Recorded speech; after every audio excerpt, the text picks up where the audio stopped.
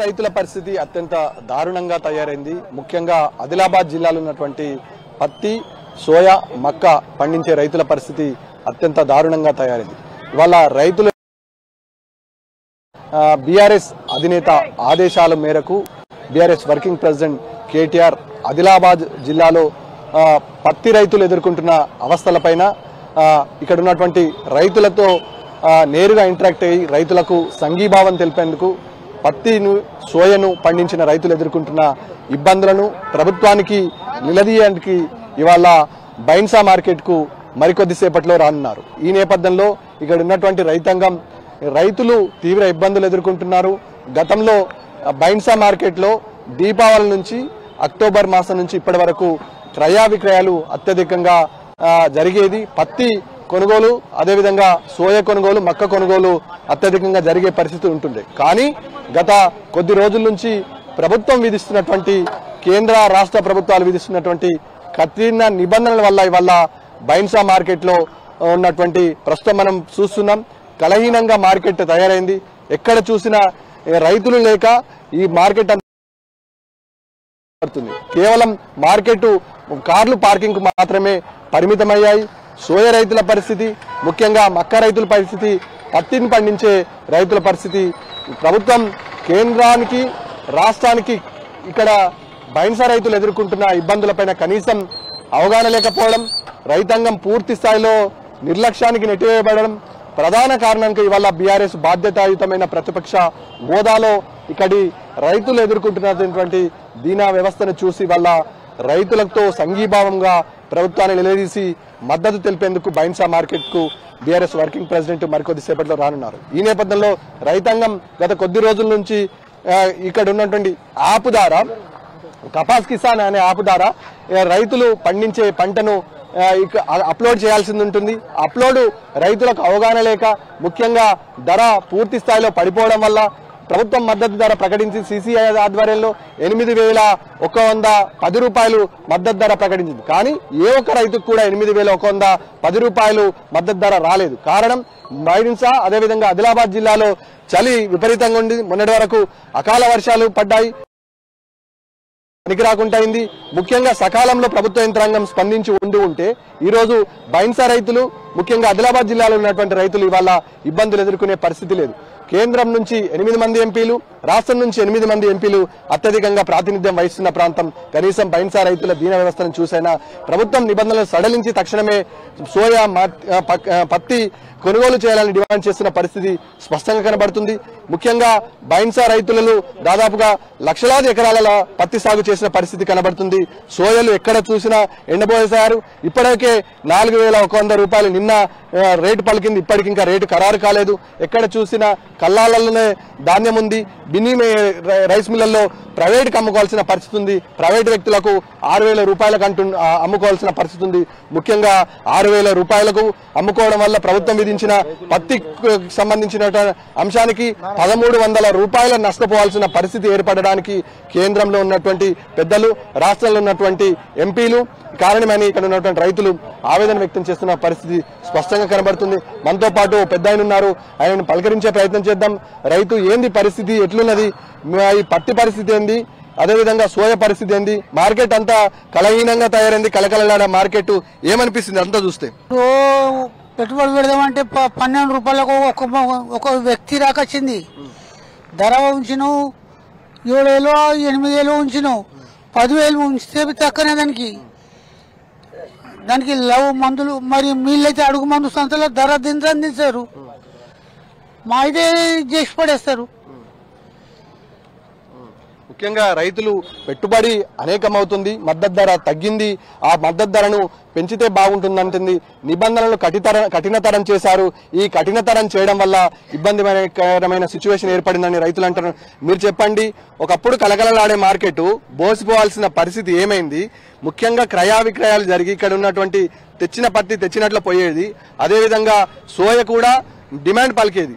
ఇవాళ వర్షం పడ్డది, రంగు మారింది, పంటను కొనుగోలు చేయాల్సిన పరిస్థితి. అదేవిధంగా సెల్ ఫోన్ సిగ్నల్ ఆధారంగానే పత్తి కొనుగోలు కేంద్రాలు నడుస్తున్నాయి అంటున్నారు. ఏంది పరిస్థితి, ఎట్లుంది? ఈ రోజు బైన్సా డివిజన్ చూస్తా ఉంటే ఈ రోజు చాలా బాధాకరం ఇస్తా ఉంది. ఎందుకంటే తెలంగాణ రాష్ట్రంలోనే ఆనాడు మానాడు పెద్దలు మా కాపలందరూ కూడా దాదాపు ఈ ముదోల్ నియోజకవర్గంలో రైతులు అనగానే పేరు వచ్చేది ముదోల్ నియోజకవర్గం. ఆనాడు మా చిన్నతనంలో చూస్తే 140 ఫ్యాక్టరీలు ఉండేటి బైన్సా పట్టణంలో. ఈ రోజు చూస్తే కేవలం 5-6 ఫ్యాక్టరీలకు రావడం జరిగింది. ఇక్కడ లేబర్ వర్క్ చూస్తే కూడా 200 పత్తి ధరలు అయితే అసలు లేవన్నా. చాలా ఈ వర్షాలు పడి అనేకమైన రైతులు ఇబ్బందులు ఉంటే మరి కేంద్ర ప్రభుత్వం గాని కాంగ్రెస్ ప్రభుత్వం గాని గిట్టు ధరలు లేవు. ఆనాడు 11,000 మన ప్రభుత్వం టీఆర్ఎస్ ప్రభుత్వం ఉన్నప్పుడు రైతులకు ఇమీడియట్ గా చనిపోతే ఒక రైతు ఆత్మహత్య చేసుకుంటే ఇమీడియట్ 5 లక్షలు పడేటి. ఈ ప్రభుత్వం వచ్చిన తర్వాత చచ్చిపోయినోడికి పైసలు లేవు. మరి అనేకమైన రైతులకే ఆదాయంగా ఈ ప్రభుత్వం నడచలేదు. కాబట్టి ఈ రోజు తెలంగాణ ప్రభుత్వంలో మళ్ళీ ముఖ్యమంత్రి మా కేటీఆర్ గారు అన్న అయితే మాకంత నిజంగా మంచి జరుగుతుందని కోరుతా ఉన్నాం. ముఖ్యంగా రైతాంగం అనేక ఇబ్బందులు ఎదుర్కొంటున్నారు. సంబంధిత నాయకులు కరువయ్యారు. ముఖ్యంగా కేంద్రం నుంచి 8 మంది ఎంపీలు, ఇక్కడ ఉన్నటువంటి బీజేపీకి సంబంధించి 8 మంది ఎంపీలు, కాంగ్రెస్ సంబంధించిన 8 మంది ఎంపీలు, ఇంత రైతులు ఇబ్బంది పడుతుంటే కనీసం మద్దతు కూడగట్టడానికి బైన్సా మార్కెట్కి వచ్చిన పరిస్థితి లేదు. ఇవాళ రైతాంగం అంతా రోడ్డెక్కి మా పండించిన ధాన్యాన్ని కొనుగోలు చేయాలని అని డిమాండ్ రిక్వెస్ట్ చేసిన పరిస్థితి. ఇదంతా ఓవరాల్ గా చూస్తే గత కేసీఆర్ ప్రభుత్వానికి ఇప్పుడున్న పరిస్థితికి తేడా ఏంది, ఏమంటున్నారు? గత 10 సంవత్సరాలు చూస్తే రైతు రాజులాగా బతికిండు. రైతు ఏ రోజు కూడా మార్కెట్ కేంద్రాల్లోకి వచ్చేసి పడిగాపులు కాసే పరిస్థితి లేకుండే. అయ్యా అవ్వా అని చెప్పేసి నాకు ఇది తీసుకోండి, నా తేమ శాతం ఇది అని ఏ రోజు కూడా రైతు గోసపడ్డ రోజు లేదు. ఈ రోజు ఎప్పుడైతే ప్రజాపాలన అని చెప్పేసి కాంగ్రెస్ 6 గ్యారంటీలు అని చెప్పేసి మభ్యపెట్టి ప్రజలందరి దగ్గర ఓట్లు వేయించుకొని ఈరోజు గవర్నమెంట్ ప్రభుత్వంకి ఎక్కిరో ఈ ముఖ్యమంత్రి వచ్చిన తర్వాత అటు కేంద్ర ప్రభుత్వం అయితేనేమి ఇటు రాష్ట్ర ప్రభుత్వం అయితేనేమి రైతులకు గోస పట్టించుకునే నాదుడు లేడు. రైతు భరోసా ఏదైతే మన కేసీఆర్ గారు ఇస్తుండేనో, రైతు బంధు పేరు మీద ఇస్తుండేనో దాన్ని బొందబెట్టిర్రు. రైతు బంధుకు ఆ రోజే చెప్పిండు మన కేసీఆర్ గారు, కాంగ్రెస్ వస్తే రైతు బంధుకు రామ్ అని చెప్తారని చెప్పేసి అది ఈరోజు నిజమైంది. కనీసం ఈ రోజు ఏదైతే పత్తి 6 కాలం కష్టపడి పత్తి పండించుకున్నారో దానికి తేమ శాతం పేరు మీద అటు కేంద్రము రైతుల్ని దగాపరుస్తుంది. దానికి తోడుగా నరేంద్ర మోడీ శిష్యుడు ఎవరైతే రేవంత్ రెడ్డి ఉన్నాడో ఇక్కడ కాంగ్రెస్ ప్రభుత్వంకి వచ్చేసి ఆయన కూడా మన రాష్ట్ర ప్రభుత్వంలో కూర్చొని రైతులకి దగా చేస్తున్నాడు, నట్టేట ముంచుతున్నాడు, రైతుల్ని బొందబెడుతున్నాడు. ఈ రోజు రబీ కాలానికి ఏదైతే మనము రైతు బంధు ఇస్తుంటామో ఆ రైతు బంధు అనేది ఎగ్గొట్టిండు. కనీసం పత్తి సోయాలు అమ్ముకుంటే వీళ్ళకు పెట్టుబడి వస్తుండే రైతులందరికీ. ఆ పెట్టుబడి కూడా రాకుండా ఈ రోజు జిన్నింగ్ లో కూడా ఎవరైతే పెట్టుబడిదారులు ఎవరైతే పలుకుబడి ఉన్నటువంటి నాయకులు ఉన్నారో వాళ్ళ జిన్నింగ్ లకు L1 గ్రేడ్ కింద పెట్టేసి వాళ్ళకు ఒక నాణ్యమైన పత్తి అని చెప్పేసి వివిధ రకాలుగా దాన్ని విభజించి నాయకులకు ఫేవర్ గా జరిగే దీంట్లో తీసుకుపోతున్నారు. కాబట్టి మిగతా చిన్న చితక జిన్నింగ్ ఫ్యాక్టరీలో అన్ని ఓపెన్ చేస్తే అందరూ రైతులు ఒకేసారి పత్తి అమ్ముకోవడానికి వస్తుంది. వాళ్ళకి పడిగాపులు కాయాల్సిన అవసరం ఉండదు. వాళ్ళకి పెట్టుబడి అనేది రైతు బంధు ఉన్నప్పుడేమో మీరు ఏ రోజు అమ్ముకున్నా ఏ రోజు కొనుక్కున్నా ఏం కాకపోతుండే. ఈ రోజు పంట అమ్ముకున్న పంటనే మళ్లీ పెట్టుబడిగా పెట్టుకోవాలి. కాబట్టి రైతులు తీవ్ర వేదన చెందుతున్నారు. ఏ రోజు ఎవరు ఏ ఆత్మహత్య చేసుకుంటారని చెప్పి మేము కంగారు పడుకుంటూ ప్రతి ఊర్లో ఎంక్వైరీ చేయాల్సి వస్తుంది. మన ఆ రైతు ఎట్లున్నాడు, ఈ చిన్న ఎట్లున్నాడు, ఆయన ఎట్లున్నాడు అని చెప్పేసి ఎవరి పంట అమ్ముడుపోయింది, ఎవరికి టోకెన్ ఇచ్చిరు, ఏది తెలియని అగమ్య గోచరమైన పరిస్థితిలో ఉన్నారు. కాబట్టి ఈ రోజు మన కాబోయే సీఎం అనుకుందాం, మా నాయకుడు, మా బీఆర్ఎస్ పార్టీ నాయకుడు రైతన్నల కోసం కదిలి ఎక్కడైతే పత్తి, ఎక్కడైతే ఈ తెల్ల బంగారం మనకు అమ్ముడు కేంద్రాలు ఉన్నాయో ఆదిలాబాద్ ఒకటి, బైన్సా ఒకటి, మన ఉత్తర తెలంగాణలో ఏదైతే ప్రాచుర్యం చెందినటువంటి కొనుగోలు కేంద్రాలైనటువంటి పత్తి కేంద్రాల మార్కెట్లకు ఈరోజు రావడం జరుగుతుంది. ఇదే భాగంగా మేము కూడా అందరు రైతులకు కూడా వెన్నుదన్నుగా నిలబడతామని మాటిస్తున్నాం. మరియు మన కేటీఆర్ గారు కూడా మీ అందరికీ వెన్నుదండుగా ఉండి రాబోయే కాలంలో మీ అందరి బాధలు తీర్చే దిశగా కరెంటు కష్టాలైతే ఏంది, పెట్టుబడి కష్టాలైతే ఏంది, ప్రతిదీ కూడా చూసుకుంటారని చెప్పి మాటిస్తున్నాం. ముఖ్యంగా ప్రభుత్వం ఏదైతే నిబంధనలు విధించిందో అవి కఠిన నిబంధనలు ఉన్నాయి. ప్రస్తుతం అన్ని జిన్నీ రైస్ మిల్క్ సంబంధించినటువంటి నిబంధనలు పూర్తి స్థాయిలో కఠినతరం ఉన్నాయి. కేవలం కపాస్ యాప్ ద్వారా మాత్రమే ఈ కొనుగోలు జరగాలంటే కష్టతరం అవుతుంది.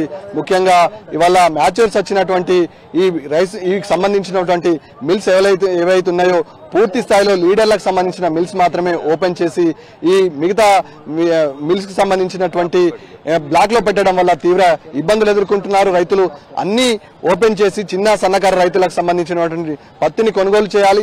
తేమ శాతంకు ఏమాత్రం సంబంధం లేకుండా కఠిన నిబంధనలను సడలించి ఇవాళ బైన్సా రైతులతో పాటు ఆదిలాబాద్ రైతులు ఎదుర్కొంటున్నటువంటి ఇబ్బందులను సడలించాలి. ముఖ్యంగా కాంగ్రెస్ నుంచి 8 మంది ఎంపీలు, ఇక్కడ ఉన్నటువంటి బీజేపీ నుంచి 8 మంది ఎంపీలు కనీసం ఇటువైపు కన్నెత్తి కూడా చూడలేని పరిస్థితి ఏర్పడుతుంది. ముఖ్యంగా బైన్సా రైతులు తీవ్ర ఇబ్బందులు ఎదుర్కొంటున్నారు. అనేక రోజుల నుంచి మార్కెట్లో పడిగాయలు కాయాల్సిన దుస్థితి ఏర్పడింది. తక్షణమే కేంద్ర రాష్ట్ర ప్రభుత్వానికి మద్దతు ధర పెంచడంతో పాటు ఇటువంటి నిబంధనలు పూర్తి స్థాయిలో సడలించి మిగతా సంబంధించినటువంటి మిల్లుస్ ఓపెన్ చేస్తే తప్ప రైతులకు ఉపశమనం కలిగించే అంశం లేదని ఇక్కడ ఉన్నటువంటి రైతులు ముక్తకంఠంతో చెప్పిన పరిస్థితి స్పష్టంగా కనబడుతుంది. Vote studio.